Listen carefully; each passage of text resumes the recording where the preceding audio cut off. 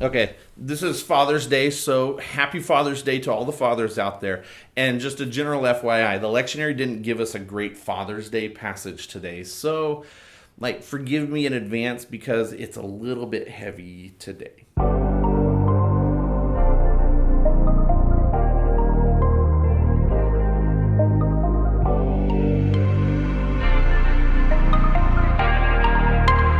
Brian Little. Japan.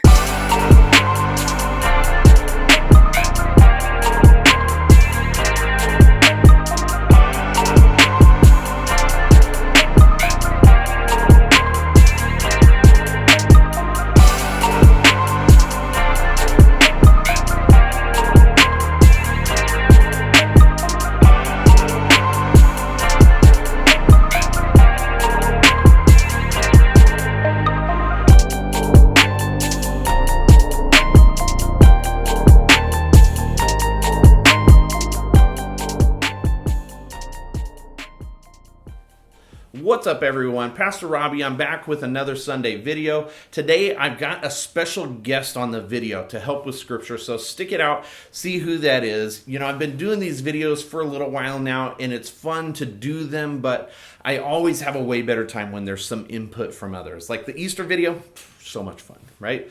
So do me a favor, jump down in the comment section. Let me know if you want to read scripture or give a testimony.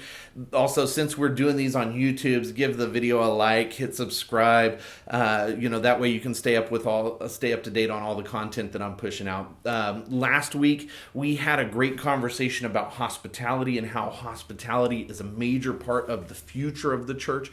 You can click the card that's popping up here somewhere overhead, and if you do watch it, I just suggest that you make it all the way to the end of it because there's a little surprise there. If you have more than one child, you can't ever just come out and say, this child's my favorite, right? That's super messed up. You just can't do it. But then, if you have more than one child, you totally have one that's your favorite. Like, for me, my favorite child is... No, don't say that. I can't say... What? No. Oh. Okay, well, I guess in our passage today, we learned that family life in the time of the patriarchs was way different than family life today. Back then, you could have a favorite. Today, I guess we have to love each of our children equally? Yeah. I guess let's jump into scripture today. Hear this special word spoken by our special guest reader. Hey CNAZ, it's Arthur. Hope you guys are doing well. Today I'll be reading from Genesis 21, 8 to 21. Please follow along as I read. The child grew and was weaned, and Abraham made a great feast on the day that Isaac was weaned. But Sarah saw the son of Hagar the Egyptian, whom she had borne to Abraham, playing with her son Isaac. She said to Abraham, "Cast out this slave woman with her son, for the son of this slave woman shall not inherit along with my son Isaac." The matter was very distressing to Abraham on the account of his son. But God said to Abraham, "Do not be distressed because of the boy and because of your slave woman. Whatever Sarah says to you, do as she tells you, for it is through Isaac that offspring shall be named for you. As for the son of the slave woman, I will make a nation of him also, because he is your offspring." So Abraham rose early in the morning and took the bread and a skin of water and gave it to Hagar, putting it on her shoulder along with the child, and sent her away. And she departed and wandered about in the wilderness of Beersheba. When the water in the skin was gone, she cast the child under one of the bushes. Then she went and sat down opposite of him, a good ways off, about a distance of a bowshot, for she said, "Do not let me look on the death of the child." As she sat opposite of him, she lifted her voice and wept. And God heard the voice of the boy, and the angel of God called to Hagar from heaven and said to her, "What troubles you, Hagar? Do not be afraid, for God has heard the voice of the boy where he is. Come, lift up the boy and hold him fast with your hands, for I will make a great nation of him." Then God opened her eyes, and she saw a well of water. she went and filled the skin with water and gave it to the boy to drink. God was with the boy, and he grew up. He lived in the wilderness and became an expert with the bow. He lived in the wilderness of Haran, and his mother got a wife for him in the land of Egypt. The word of the Lord. Thanks be God. Thanks be to God. And thanks, Arthur, right? Didn't that look great? He did such a great job there. Hey, you can help with this portion of these videos if you would like. I've been looking for folks who are willing and able to record themselves reading the scripture of the day. So if you want to join in and help out, just drop a comment down below. Let me know. I've had suggestions that we add scripture readers, testimonies, so we can see how people are doing during this time, even like announcements for the church. Whatever it is, if you're interested, let me know. Now to this passage. I joked about which kid was my favorite, right? Like, we don't have a favorite today, but in this passage, we see something hard about the life in the age of the patriarchy. You know, often when we read these stories, we read them with this mindset that the patriarchs like Abraham and Isaac and Jacob, that they were like the good hero types. But the story about Abraham, he's turning out his own son and his son's mother into the wilderness with very little to survive. This isn't a story of a hero. And, you know, like, it's not even really the story of somebody who's doing the right thing, even though it's hard. Sarah wants to protect her child, Isaac. And in that, she's willing to allow another child, Ishmael, to die in order to see an easy succession for Isaac later in life.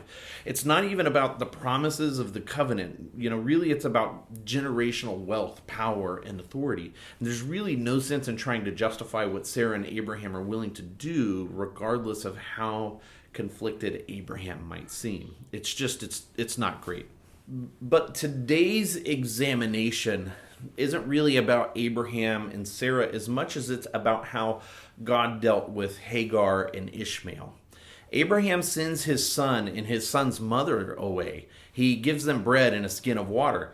Now, it's not likely that Hagar ever felt like she had much power in her circumstances. But being the mother of Abraham's son at least provided some security for her. But as soon as Isaac arrived, she was given the symbols that represented her actual power in that household. When she was handed the baby, the bread, skin of water, and then told to take a hike. Real quick, contrast this story to the story that we heard last week when 3 random strangers happened upon Abraham in his camp. He did all kinds of things. He made cakes for them. He butchered animals, made stews. He fed them. He provided for them. He showed them what hospitality looked like in that time. And now, with his son and his son's mother, they just get a pittance in comparison. This is the opposite of hospitality that's been shown to Hagar and Ishmael. In this moment, the power dynamics at play in the various relationship amongst the members of Abraham's family are laid bare, and everyone is given a path forward according to those power dynamics. Abraham, Sarah, and Isaac, like, they have everything, so they've got no problems. They'll just continue on. Hagar and Ishmael, on the other hand, they're given just enough to sustain them for the next short while. There's not a lot of consideration in what they're given. It's not given in abundance. There's no form of generosity in what they are given. And we see that soon the two of them are running out of supplies. They've finished the water, and Hagar is left with the reality that she and her son are probably going to die of starvation or dehydration. This is really a tragic moment in Scripture. Hagar doesn't want to have to watch her son die, so she puts him under a bush and then walks a short distance away and just cries out to the Lord. I'll be honest, I told you this wasn't a great Father's Day passage today. All hospitality is pulled away from Hagar and Ishmael, and they are powerless and forced to face their impending death. Part of what I want to draw out today concerns the work of hospitality and what it does to the disparity of power between two parties. The hospitality helps to level the playing field in terms of power when we allow others to access our places of power and security. It is seeing the places where I'm known intimately, seeing those places become places where others experience the same freedom to know who they are. In that type of hospitality, the powerful and the weak, they come together and find some justification of power. The disparities that reveal brokenness, they're made right. But in order for this to carry forward, hospitality can't just be like a once a week kind of thing for us. Hospitality needs to become a part of our identity. And the reason why is seen in this passage. Hagar and Ishmael think they have some equity within the family of Abraham until hospitality is stripped and the power dynamics are re-engaged. Suddenly, Hagar and Ishmael go from part of the future of the family to those who are being cast out from the family because their presence threatens the future of the family. Now, mind you, Hagar and Ishmael, they didn't do anything here. Their existence threatened Sarah's claim to power. So Sarah reasserted her authority over them, removing any form of hospitality from them. We see in this moment what Bernice King, the youngest daughter of Martin Luther King Jr., described this week when she addressed inviting black people to the table.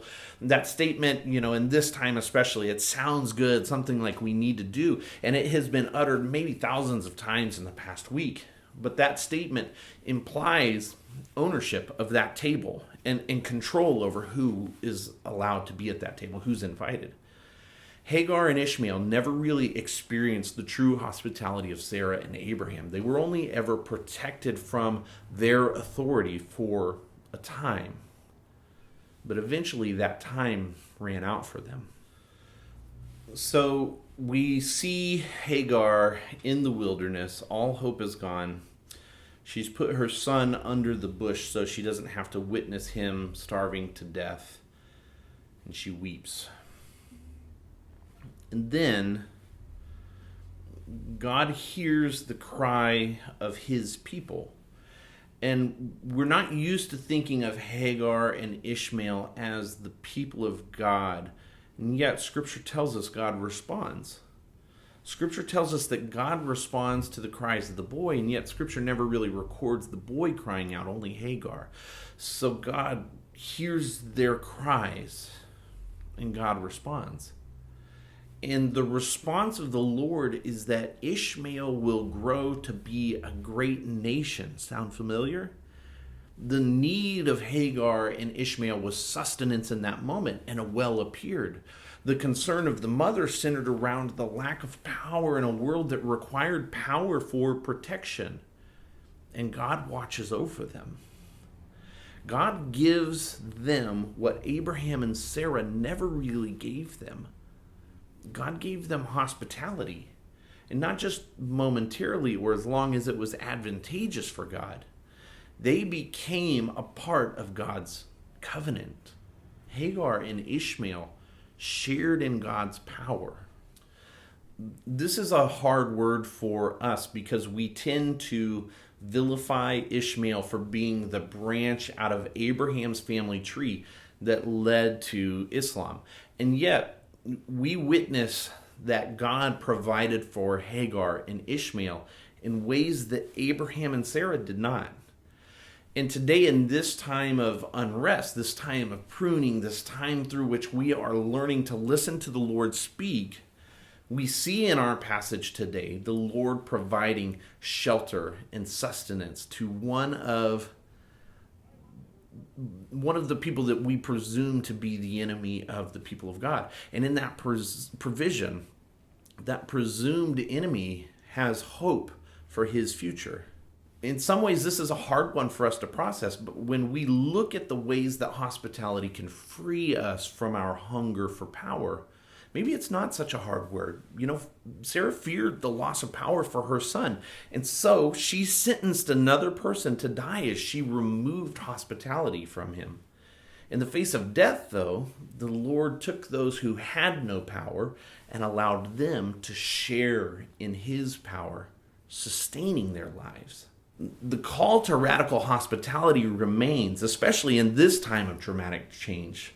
Where we have power, may we open our doors and give access to others that they might not live powerlessly amongst us. And may we listen to the cries around us and not hear a call for a special or an unfair treatment. Instead, may we hear the way the Lord heard the cries of Hagar and allow those who cry today to share in the little bits of power that we have. Listen, this conversation is a long way from being over. So do me a favor, like the video, subscribe to the channel. Those kinds of things are going to help you be here when I add something new to the channel. Also, watch last week's video called Twins, right, that talks about hospitality from a different perspective. It should be floating somewhere up around here right now. We're going to continue talking about hospitality into this coming week through the emails that I send out daily on weekdays. In those, there's a greeting from me, the pastor. There are some prayers that we can pray together and scriptures for you to read as well. If you'd like to get signed up for those, feel free to drop a comment down below and I'll get in touch with you. Lastly, happy Father's Day to all the dads. I know you guys don't have, a favorite child either. Just joking. So hopefully your kids are fighting for your affection today and covering you in love and adoration. And for all of you, don't forget this. I love you. I want you to stay safe, stay healthy, and I'll talk to you in the next one.